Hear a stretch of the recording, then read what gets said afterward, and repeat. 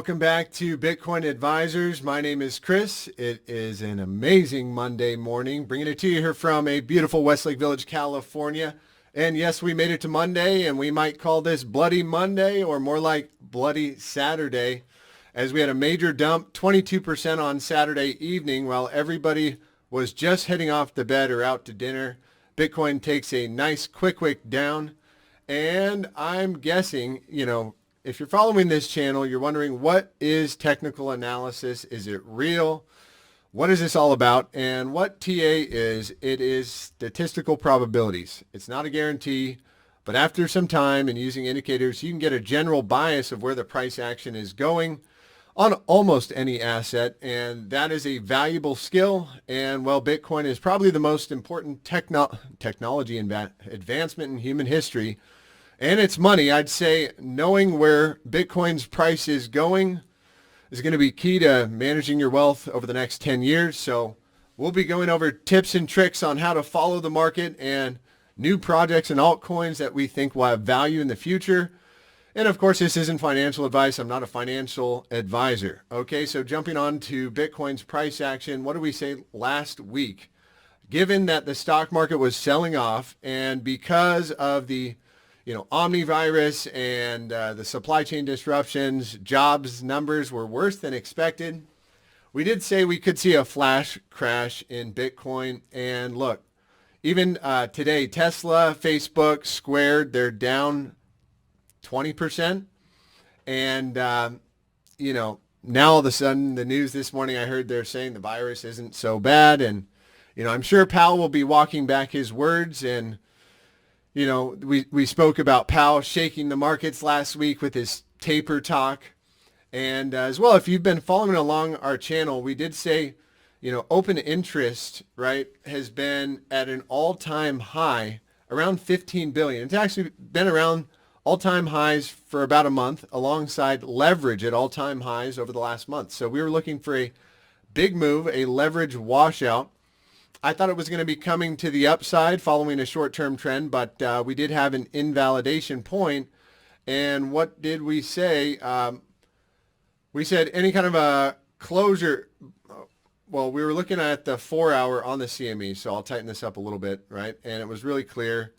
This is our CME chart. And we did say this gap was likely to get filled, but with any kind of a closure below 53,500, we were going to look for a move to the downside around 40,000. We did say if we broke the range, so here was the range between 59 and 56,000, and we said if we broke the range right to the upside, we were looking for a move to 64, 65,000. To the downside, really a quick move down to 53, and if that broke, a move all the way down to 40,000. We didn't quite get there, definitely not on CMEs, but if you take a look at the spot price action, Bitcoin went all the way down to 42,500 on Coinbase. I think a few exchanges got lower than that. So, really, we were looking for the resolution of that range. We got the resolution, and here's what else did we talk about? I wanted to bring up here the fear and greed index, right? So fear and greed index, we're extremely fearful conditions at a 16 here. And we did say, look, that Bitcoin likely to bottom somewhere when Bitcoin gets, below 20. As you can see, the fear and greed index got down to a 14 back in May. And again, back here at a 22. So in September. So we're getting, towards that bottoming region. When people are fearful, that's the time to be greedy. That's the theory, at least. And, it probably takes a month or so for Bitcoin to put in a bottom or a low. I don't think necessarily, right, we're going to V-bottom out of this. But if you look on a weekly, one of the most powerful time frames, and I'm looking at this as, a what's called a macro consolidation. Why? We've got this massive ascending triangle, which has about a 70 to 75% hit rate of breaking to the upside. And, resolution, they're likely to resolve themselves at about 75%. Depends on how you draw this out. The 75% could be somewhere around April or somewhere around, I would say, February right there. Even January, February. And, the measure move on this ascending triangle is going to put Bitcoin around 93, 94,000. And we hope that this breaks to the upside. Again, this is on a weekly, one of the most powerful time frames. To the downside, somewhere down around 18, 20,000. So that would be not so nice. So we're going to be keeping a close eye on this ascending triangle. Again, we are in a macro uptrend as long as we are closing weekly candles above, call it 40,000. And and what you do see here is this massive gap in price. And this is Bitcoin, CME futures. And what happens is people wonder what's a gap. So on Friday at 5 p.m., or I think it's 4 p.m. Pacific on Friday, the futures market closes. It doesn't open back up until 4 p.m. Pacific on Sunday. And what I would say here is this is likely to be a major pivot on price action at about 53,500. And I would say if the gap fills, likely probably sells off. And unless we can start closing, back, I'd say, conservative above 56,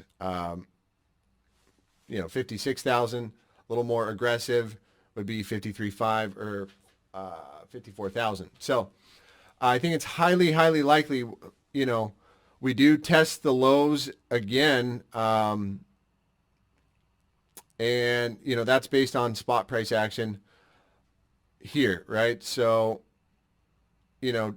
likely to kind of fill in this range here between, 42 to 45,000. That would kind of be a nice little liquidity grab there, right? So I would just want to see if that's lining up on CME. So yeah, that would be down to the green 55, and yeah, that could easily happen, and that could happen over the next few weeks. So what I would say here is it's a little easier to tell on spot price action, but this would kind of be the range here between 43 to 40,000, and probably take some time to do a little bottom here, right?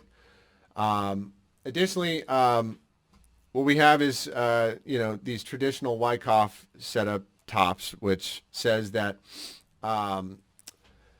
distribution phase is likely or typically as long as your accumulation phase. And what you see here is a pattern, right? So this distributive phase was about 60 days, right? This accumulation phase was about 60 days.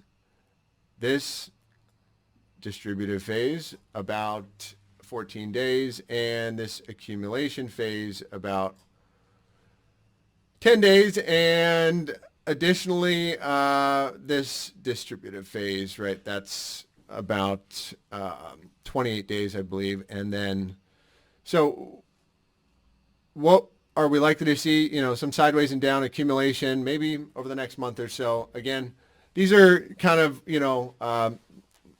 the trend is your friend is until the end of the trend. That's why I'm looking at this this way. And so again, it's going to require a bit of a patience as Bitcoin trades sideways and down on the lows here. We're seeing some altcoins go on fire sale, which again, we said we'd have a little bit of a flash crash, and we're talking about, I think, some once-in-a-lifetime opportunities, I believe. So get ready to follow along, and we're going to teach about some of the altcoins over the next few weeks or so.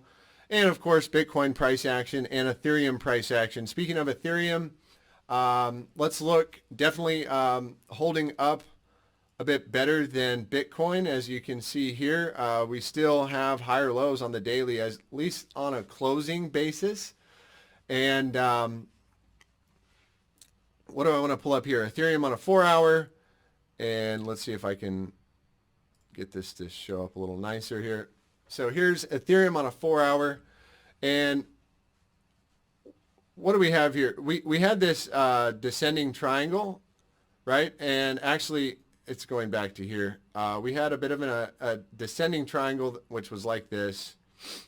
something like this, right? And what happened is we broke out, and the measure move on that was actually about right to the T right there. You can check it like that.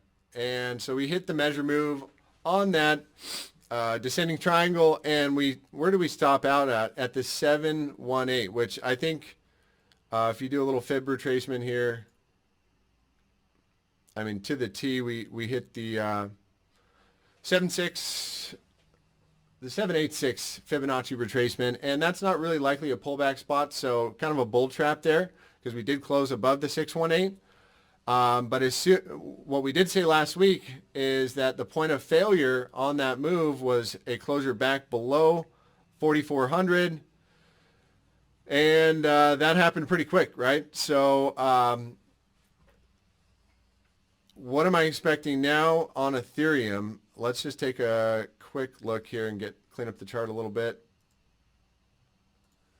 So right now, I think we're trading in a range between 4,200 and 3,900. If we get any kind of a daily closure below 3,900, I'll get bearish and look moves down to 35 to 3,300 in that region.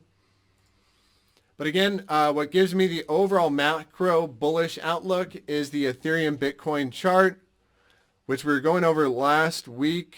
Let me see if I can find it here. There it is. And we had a phenomenal close on the weekly. You can see this here. Yep, so phenomenal close on the weekly, closing above the topside Trolinger band, getting a little backfill, and that's coming along, increasing volatility right here. So we did say we're looking for a macro breakout measure move on that, 9 million Satoshis with likely continuation all the way up to 10. And then, I mean, if this thing wants to continue to play out and Bitcoin wants to, or Ethereum wants to outperform Bitcoin's price action, I mean, this could happen over a few weeks, few months, but up to 14 million Satoshis. And lastly, and we did state last week, overall, when Ethereum Bitcoin pairing is bullish, we're in a macro uptrend. It's positive for the entire market. So that's why, again, I'm still looking overall bullish, despite some of the blood in the streets. The old saying, buy where there's blood in the streets, even if it's your own blood. The last thing I wanted to go over was our Pi cycle top indicator, which we use to judge a macro downtrend. And I'm just going to throw this on here. Let's see if I can get it here.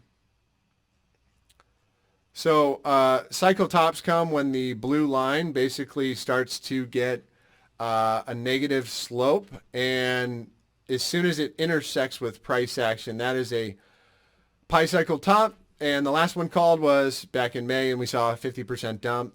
Thank you, Pi cycle top indicator. And so right now, this line does not even have a negative slope. So I don't think we're anywhere near some kind of a macro reversal. Okay, and this indicator, and we'll be following over the next few months and weeks, has, we used to, judge a macro reversal. It has never failed in Bitcoin's history. So, and that's not to say it can't fail in the future, but, we continue with that motto, the trend is our friend till the end of the trend. That is it for today. I'm going to wrap it up here. Don't forget to like the video. It'll help out the channel. If you did enjoy the content, take care and have a blessed day.